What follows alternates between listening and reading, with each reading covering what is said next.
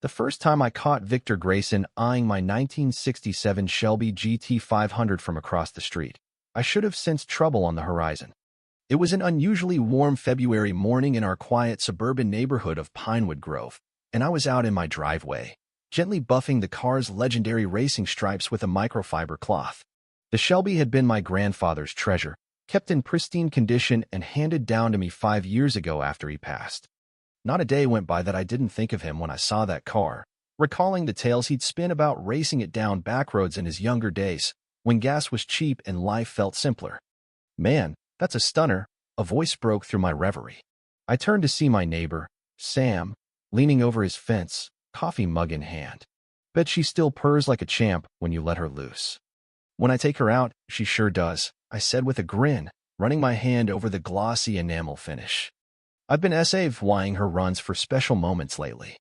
"Smart move," Sam nodded, clearly impressed. "Hey, have you met the new Homeowners Association president yet? Victor something. Moved into that big corner place about 3 months back." That's when I noticed him, a lanky guy with wire-framed glasses, clutching a tablet, strolling down the street like he owned it. He seemed to be sizing up every house, jotting notes now and then. When he got to my driveway, he paused, his eyes lingering on the Shelby. There was a look on his face I couldn't pin down then, but in hindsight, it was pure calculation. "Nope, haven't had the pleasure," I replied, watching Victor move on.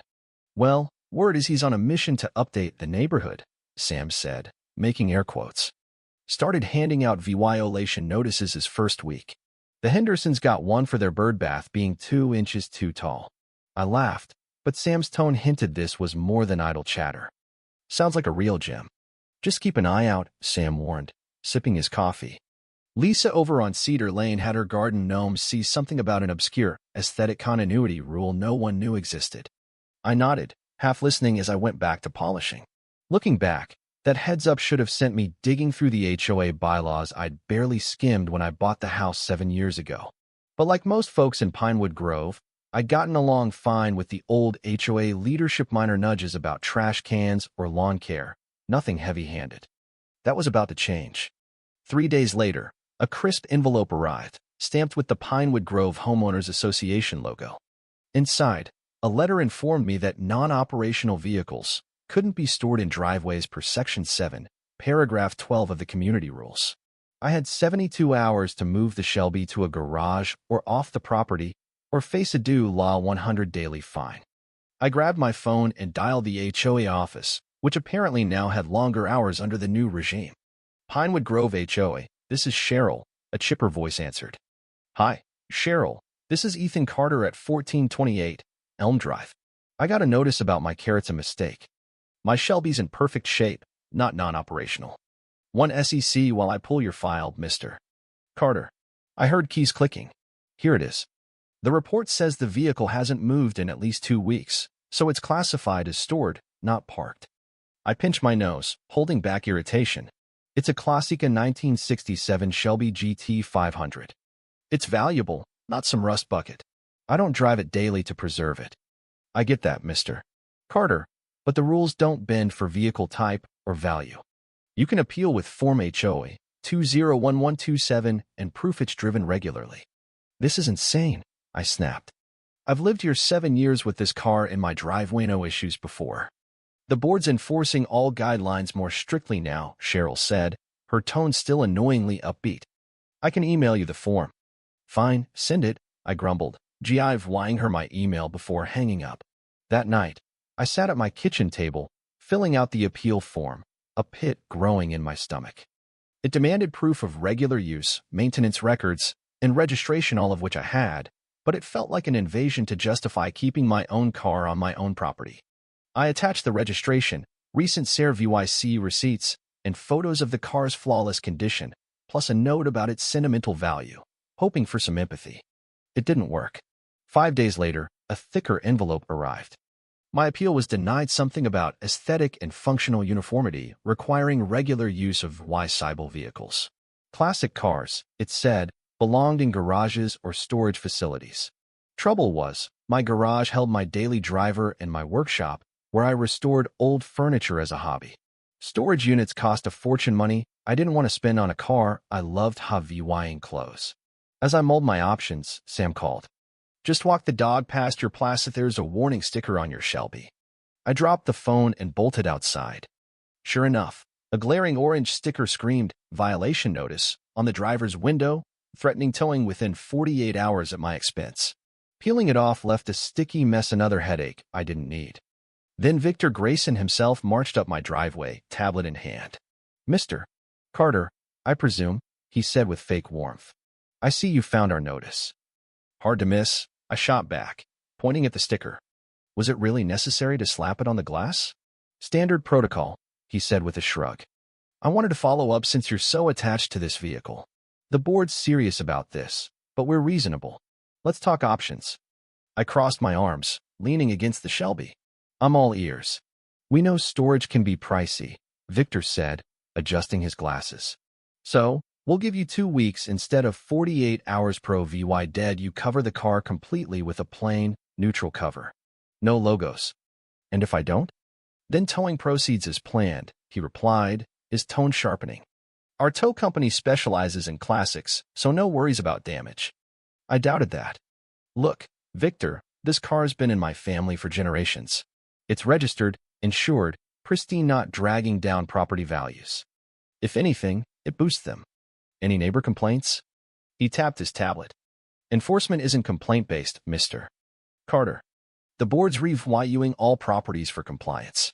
Yours is just one of many." "One of many?" I echoed. "You're hitting others too?" "We're upholding standards uniformly," he said smoothly. "Now, about that compromise. I'll think it over." I cut him off, barely keeping my cool. "Of course," he nodded, handing me his card. "Let me know. 2 weeks with a cover, or 48 hours otherwise." As he left, I resisted yelling after him. Instead, I poured a drink and decided it was time to fight back.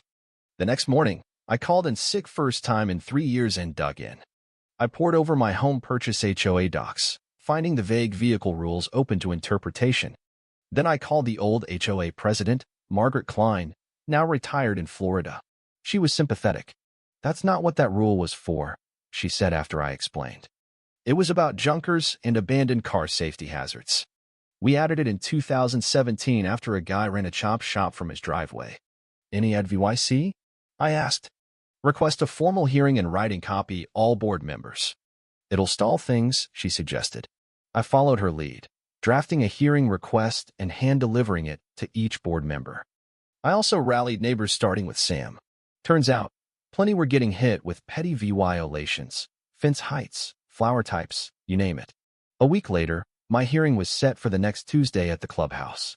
I spent evenings prepping, gathering records, snapping pics of unmoved cars around the neighborhood, and researching HOA disputes. My big break came by chance. In my grandfather's files, I found a certificate naming the Shelby as state-recognized historic vehicle. State law limited HOA restrictions on such items if they were maintained a gold mine. At the hearing, I faced 5 board members, Victor at the helm. I laid out my case: the car's condition, its occasional use, and the historic status.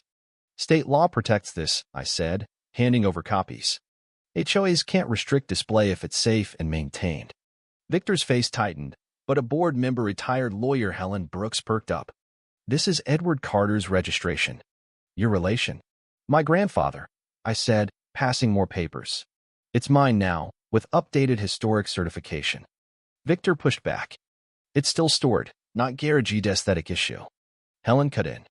"If it's protected by state law, we may lack authority here. We need legal counsel."